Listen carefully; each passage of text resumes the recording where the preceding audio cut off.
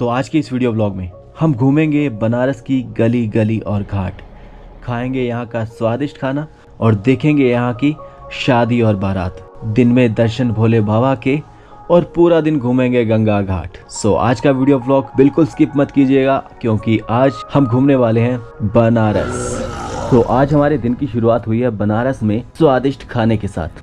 तो खाना हमारा फिनिश हो चुका है और अब हम लोग जा रहे हैं काशी विश्वनाथ टेम्पल के दर्शन करने के लिए, जो गंगा घाट पर स्थित भगवान शिव को समर्पित 12 ज्योतिर्लिंग में से एक विश्वनाथ मंदिर है। तो हमारी सवारी यहाँ नंदी चौक तक थी।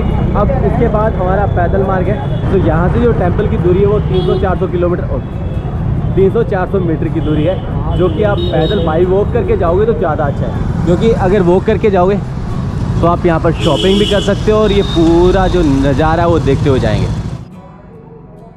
किसी को वीआईपी दर्शन करने हैं तो उसमें आपको 300 रुपये लगते हैं। आपको लाइन में लगने की ज़रूरत नहीं है, बाबा दर्शन वीआईपी देंगे। अभी हम मंदिर के जस्ट प्रवेश द्वार के सामने हैं और अभी हम भोले बाबा के दर्शन करने के लिए जा रहे हैं और मंदिर परिसर के अंदर फोटोग्राफी और वीडियोग्राफी अलाउ नहीं है। तो भोले बाबा के दर्शन हमारे हो चुके हैं। अब हम लोग जाएंगे यहाँ की गंगा की आरती देखने के लिए। तो उससे पहले मैं रुक जाऊँगा और रूम से निकलने के बाद हम आरती में दर्शन करने के लिए जाएंगे। रबड़ी मलाइयो। तो बनारस का फेमस मलाइयो खाने के बाद अब हम लोग निकल पड़े हैं बनारस की पतली पतली गलियों से होते हुए मणिकर्णिका घाट की तरफ। और इन गलियों में आने के बाद आप लोगों को एहसास होता है कि क्यों काशी को विश्व स्तर पर सबसे पुराना और जीवित शहर माना जाता है।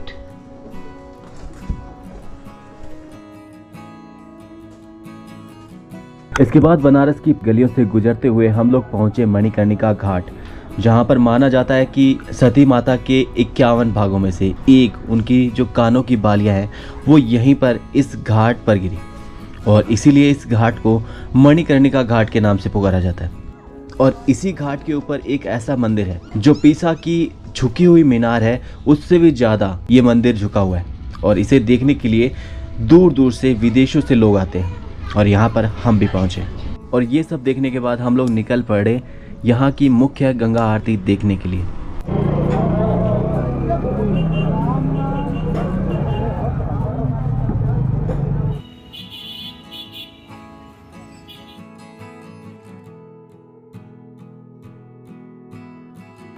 और मार्केट से निकलते निकलते हमें टाइम इतना लगा कि हमने जो आज की आरती वो मिस कर दी और हम लोग निकल पड़े हमारे रूम की तरफ। और यहाँ पर जाते जाते हमने देखा यहाँ पर बनारस में एक शादी।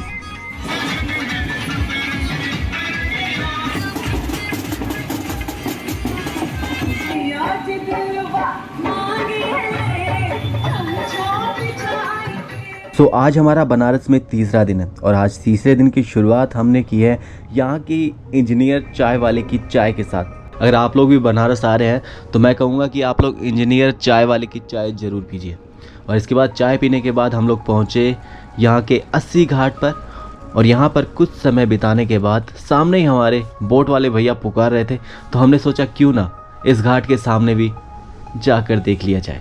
सो अभी हम लोग 80 घाट है और यहाँ से बोटिंग जाती है शेयरिंग के लिए, उस सामने के लिए। तो सामने जा रहे हैं और इसका आना और जाना 50 रुपये चार्ज लेते हैं 1 पर्सन के लिए। और इसके बाद हम लोग नैया लेकर सवार हो गए।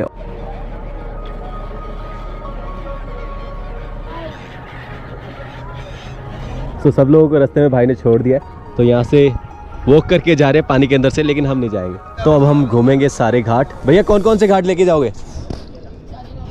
मणिकर्णिका तक जाएंगे हम भैया, मणिकर्णिका तक। तो गंगा के दूसरी साइड तो हम उतर नहीं सके और उसका कारण है मेरा पैर। तो हमने सोचा कि क्यों ना यहाँ काशी के दूसरे घाट ही देख ली जाए।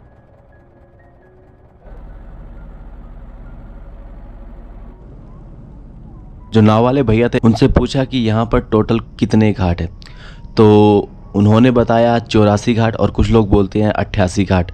तो यहाँ पर कुल कितने घाट है ये तो पता नहीं, लेकिन हाँ यहाँ के जो कुछ फेमस घाट है जैसे 80 घाट, दशाश्वमेध घाट, जहाँ पर यहाँ की जो फेमस गंगा आरती होती है वो देख सकते हैं।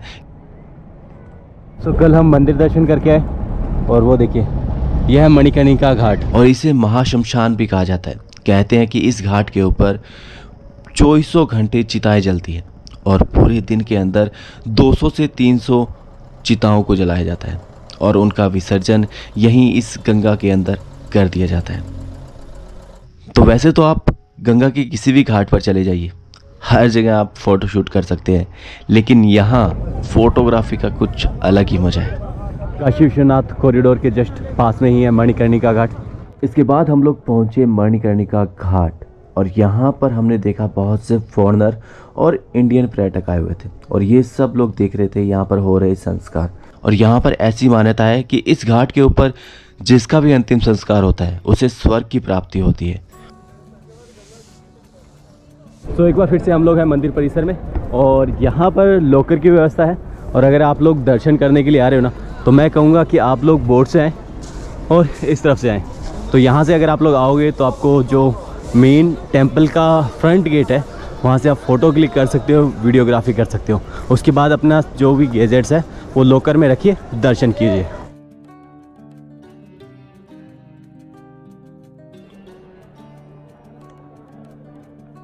यहाँ पर लॉकर रूम बने हुए हैं और फ्री है, बिल्कुल 1 रुपये भी कॉस्ट नहीं लगती। ये पूरा कॉरिडोर अभी तक तैयार नहीं हुआ, बट इन फ्यूचर जल्दी इस साल के एंड तक मे बी ये सारा काम कंप्लीट हो जाएगा और उस समय यहाँ पर बहुत सी, जैसे ये देख सकते हैं इस तरफ जितनी भी शॉप है वो सारी खुलेगी। तो एक पूरा मार्केट इस कॉरिडोर में आपको देखने को मिलेगा।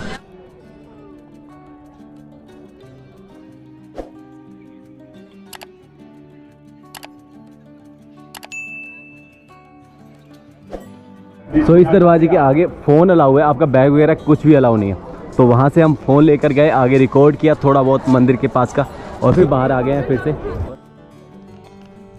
तो भोले बाबा के दर्शन करने के बाद हम लोग निकल पड़े फिर से बनारस की इन गलियों में। तो बनारस की इन गलियों से जाते जाते सोचा कि क्यों ना आप लोगों को थोड़ा नॉलेज वाली बातें भी बता दी जाए। तो वैसे तो बनारस का जो सबसे ज्यादा पुराना नाम वो है काशी। उसके बाद बनारस की बात करें, जो यहाँ पर जब मुगल आए, अंग्रेज आए, तो उन्होंने इसका नाम रखा बनारस। अब बात करते हैं कि वाराणसी। बनारस शहर से 2 नदियां गुजरती, एक वरुणा, दूसरी अस्सी, और इन्हीं दोनों नदियों की वजह से इस शहर का नाम पड़ा वाराणसी। तो ये तो हो गई इन्फॉर्मेशन और अब होगी हमारी पेट पूजा, क्योंकि यहाँ बनारस में आए और यहाँ का खाना नहीं खाया तो कुछ नहीं खाया।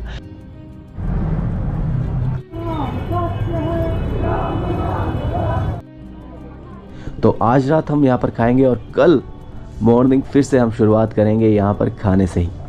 तो आज हमारे दिन की शुरुआत हुई है नीलू भैया की कचौरी के साथ, जो कि यहाँ के बहुत ज़्यादा फेमस कचौरी वाले हैं। तो अगर आप लोग यहाँ आ रहे हो ना तो नीलू भैया की कचौरी जरूर खाइएगा, बहुत अच्छी है। सो अभी हम लोग मैं टेंपल दर्शन करने के लिए फिर से जा रहे थे और हमें कचौरी वाले भैया दिखे और यहाँ कचौरी 1 प्लेट हमने ली, सेकंड एक और दे ली, बहुत बढ़िया। थैंक यू नीलू भैया, हर हर महादेव। और अगर ये आप लोग खाना चाहते हैं तो आपको जल्दी सुबह यहाँ पर आना पड़ेगा, क्योंकि 11-12 बजे के बाद इनकी शॉप क्लोज हो जाती है और इनकी कचौरियाँ भी ख़त्म हो जाती है। तो अभी हम लोग पहुँचे लक्ष्मी चाय वाला और इनकी भी एक खासियत ये है कि यहाँ पर सफ़ेद मक्खन की जो ब्रेड देते हैं बहुत अच्छी होती है। तो बस हम लोग भी खाने के लिए पहुँच गए लक्ष्मी चाय वाले के पास। सो इनकी जो चाय है वो तो इतनी अच्छी नहीं लगी जितनी चाय मुझे इंजीनियर चाय वाले की लगी। अगर आप लोग यहाँ पर आएँ तो यहाँ का जो सफ़ेद मक्खन की जो ब्रेड है वो ज़रूर खाएं। तो यहाँ पर चाय और ब्रेड खाने के बाद हम लोग निकल पड़े आगे और हमें आगे देखने को मिला यहाँ पर ब्लू लस्सी शॉप। लेकिन अभी हम लोग पीकर आए हैं चाय, और हमारे इंडियंस में कहते हैं कि चाय और लस्सी का कॉम्बिनेशन अच्छा नहीं होता, और इसीलिए हमने ये स्किप की ब्लू लस्सी। लेकिन आप लोग इसे बिल्कुल स्किप मत करना। कितने रुपये? चंदन में क्वालिटी है, 3 क्वालिटी का है, 20 रुपये ग्राम है, 10 रुपये ग्राम है। और ये सब जितनी भी शॉप है वो बिल्कुल क्लोज है, और ये यहाँ की फेमस शॉप है जिनके बारे में आप लोगों को बता रहा हूँ। तो अगर आप लोग काशी विश्वनाथ कॉरिडोर में बाबा के दर्शन करने के लिए जा रहे हैं और आप चाहते हैं कि आपके साथ एक मेमोरीज बनी रहे, तो आप लोग जिस रास्ते से मैं आप लोगों को बता रहा हूँ कि जो ललिता घाट और मणिकर्णिका के घाट के बीच में जो कॉरिडोर का रास्ता पड़ता है, या तो आप वहाँ से जा सकते हैं। इसके अलावा अगर आप लोग मणिकर्णिका घाट की तरफ से जा रहे हैं, यानी कि 4 नंबर गेट से निकलो और मणिकर्णिका घाट की तरफ से निकलो, और वहाँ से आपको एक शॉर्टकट रास्ता मिलता है ये कॉरिडोर में एंटर करने, तो वहाँ से भी आप जा सकते हैं। और आज हमने सोचा कि क्यों ना पैदल पैदल यहाँ के जितने भी घाट है वो कवर करें।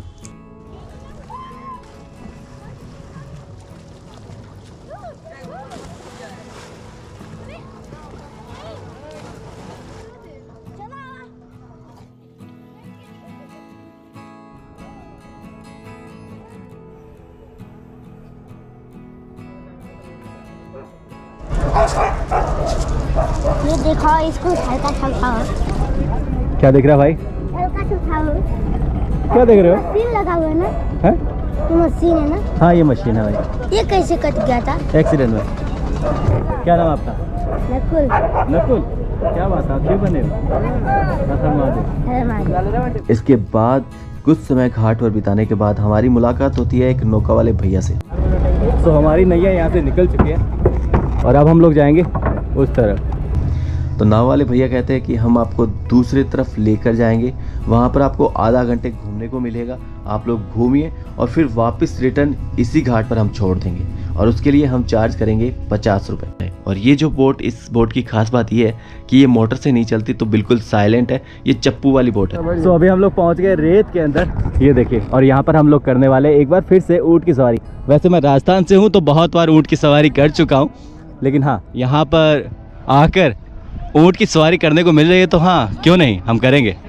तो भैया कितने रुपए चार्ज कर रहे हो एक जने के? एक जने का 100 रुपये।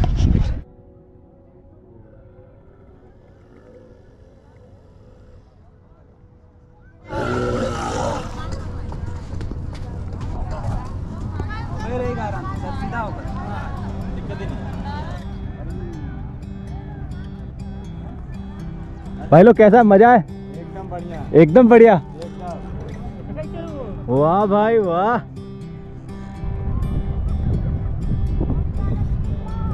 तो जो चीज़ हम मिस कर रहे थे ना, वो था ये एडवेंचर। तो वो यहाँ पर आकर खूब मिल रहा है। यस मैम, हेलो, हर हर महादेव।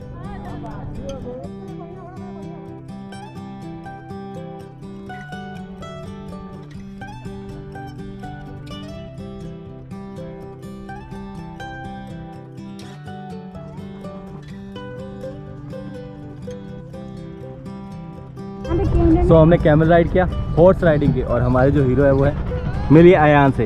हेलो अयान। तो एक राइड के कितना लेते हो भाई? 100 रुपये, सबसे 100 रुपये लेते हो? क्या बात। और ये देखिए, अपने घोड़े का नाम बताओ। राजू। ये राजू है, और ये राजू का बाबू राव रे। और यहाँ पर चाय पीने के बाद हम लोग फिर से निकल पड़े हमारी बोट की तरफ।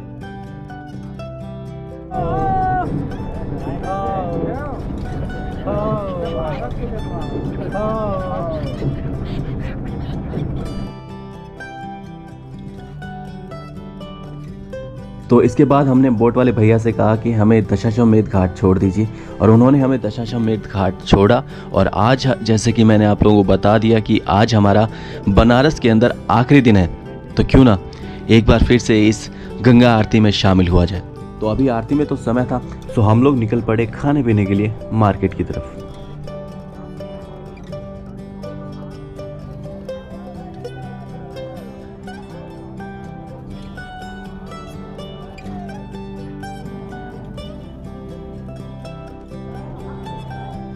तो यहाँ पर स्ट्रीट फूड और बहुत कुछ खाने के बाद फाइनली शाम को हम लोग फिर से घाट पर पहुँचे और यहाँ की फेमस गंगा आरती में शामिल हुए।